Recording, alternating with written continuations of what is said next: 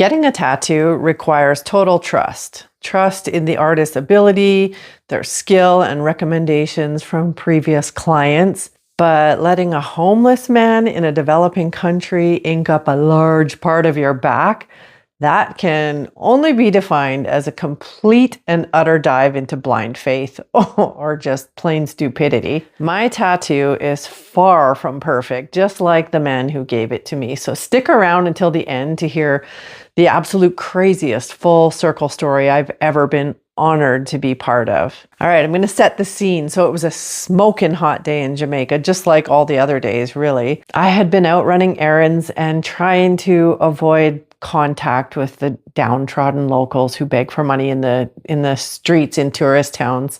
Like, although it's really heartbreaking, it's truly heartbreaking. If you're not selective, you'll end up giving away all your money and then being homeless yourself. However, there was one man who approached me who seemed very different. He was just as dirty and thin and tattered as the rest of them, but I could tell from the minute he opened his mouth that he was not quite like the others. He was very well spoken and articulate, and he wasn't holding his hands out for money. I engaged with him long enough to find out that begging obviously hadn't been this man's life story. He was somebody else before this. So when I asked what his story actually was, he was standing with his arms crossed, and he unfolded his arms to reveal the most disfigured hands that I had ever seen in real life. They didn't even look superhuman, and quite frankly, they kind of made my stomach turn a little bit. I hate to say that because it sounds awful, but it's true. And the curled up fingers on his one hand couldn't even go straight. They were just permanently curled up like that. So we're going to call this guy James for the purpose of this story. I don't want to use his real name out of respect for his privacy, because this is obviously a very personal story, and I don't feel like it's my place to identify him publicly. But James, if you ever happen to see this video and you want to be identified, I would be more than happy to fill people in on where you are now. So back to the story. When I had just met James in the street, he explained to me that he had once been a pretty highly revered tattoo artist in Jamaica, and an unfortunate motor vehicle accident had rendered his hands totally useless. And obviously that crushed his livelihood as a tattoo artist. Jamaica doesn't really have a social system in place to help people like James, so they're often left to their own resources, which can sadly include homelessness. After our brief encounter there in the street that day, I felt compelled to somehow try staying in touch with him. The best that he could give me was a contact number for an estranged family member. I took the number and I promised that I would try to keep in touch with him somehow. And later that week, I left Jamaica. But I never, ever forgot about James. So this is where the first blind faith comes in. At the time, my legions of travel blog followers were pretty hardcore, and I knew that I could count on them to jump on any bandwagon if I said the word. So I created a fundraiser with the hope of helping to improve the quality of James's life.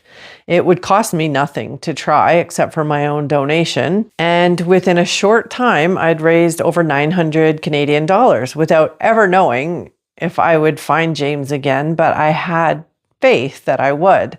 Several months later, I tried contacting the number he had given me, and by sheer luck, James just happened to be with the person that day, on the day that I called. So I told him about the money I had raised, and I asked how it could best be used. He said he knew of a surgeon in Jamaica who might be able to help, and told me that he would have a lawyer acquaintance get in touch with me to arrange for the transfer of the money. And that's what happened. I sent the money, and never truly knowing if it would reach its intended purpose, again, blind faith, I had to trust the process. Several more months passed, and I returned to Jamaica having never heard from James again. One evening, while I was chilling outside a small neighborhood bar with some friends, a man in a security guard uniform approached and passed me a folded up little paper note. This security guard worked at the drug rehab facility across the road,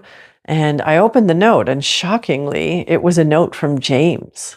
He was living in the rehab center, and he just happened to spot me through his window while I was out in front of the bar. So he had someone write this note on his behalf and deliver it to me. In the note, he explained that he had slid so far into depression that he eventually resorted to drug use. And despite the money I'd sent him, he spiraled downward and allowed life to just escape from him.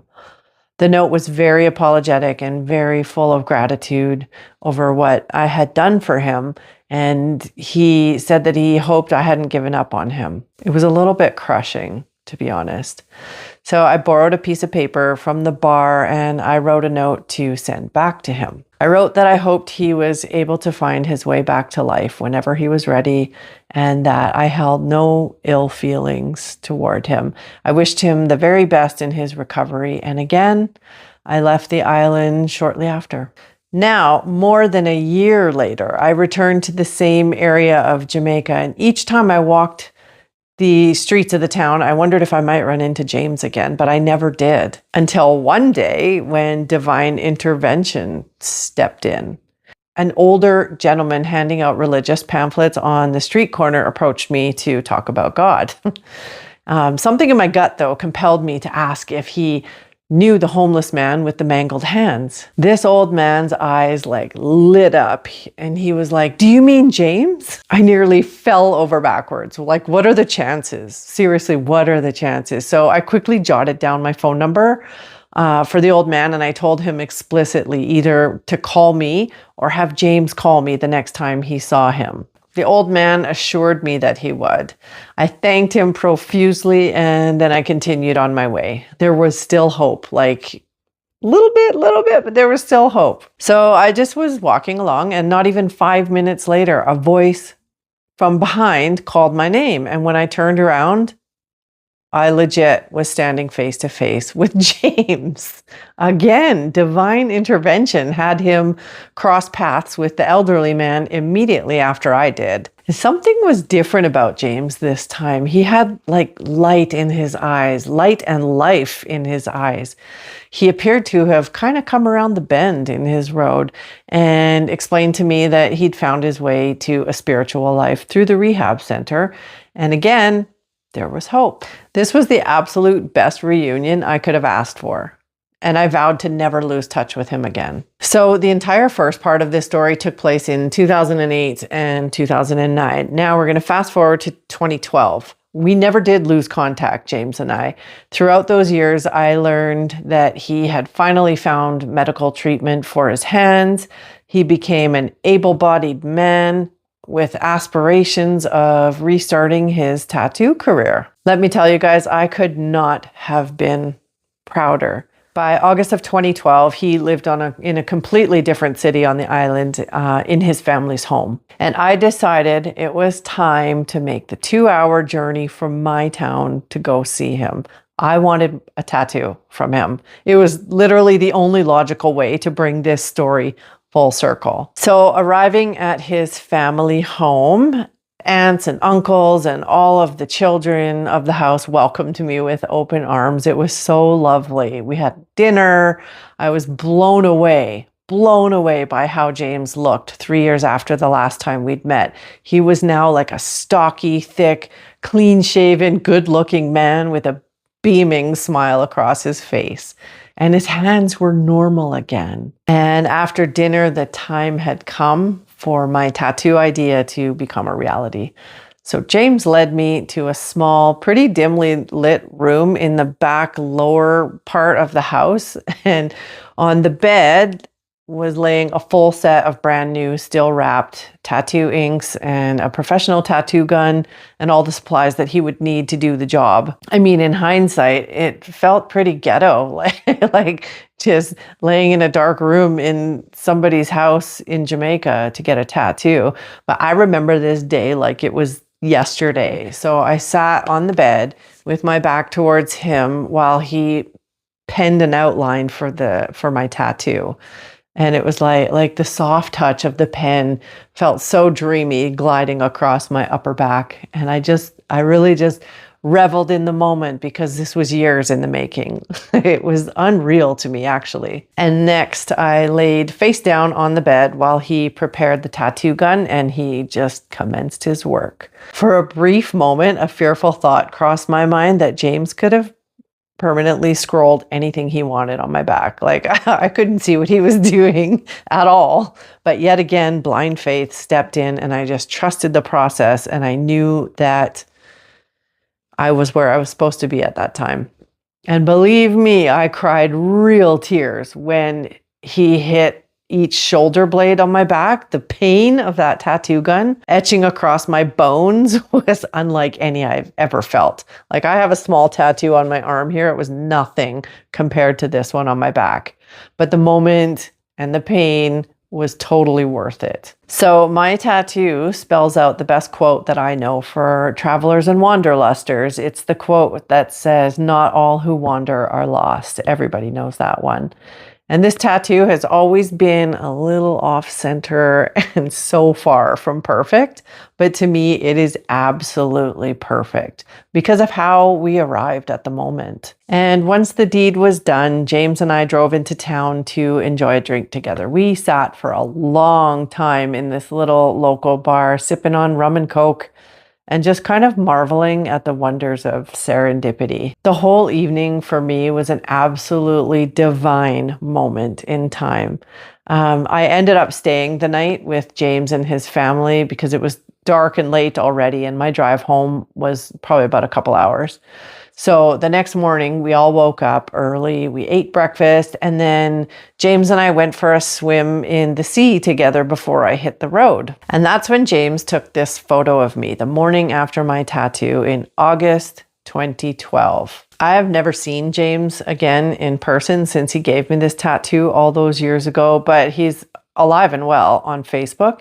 And guess what? He's running his very own tattoo shop in Jamaica. So I don't even know how to close off this episode because I think the ending of the story is the best ending there could possibly be. So all I want to know is, have you ever had a full circle moment in your life that was so unlikely or so bizarre that you still can't quite believe it even happened? Tell me about it in the comments. You know I love a good story. That's why we're all here.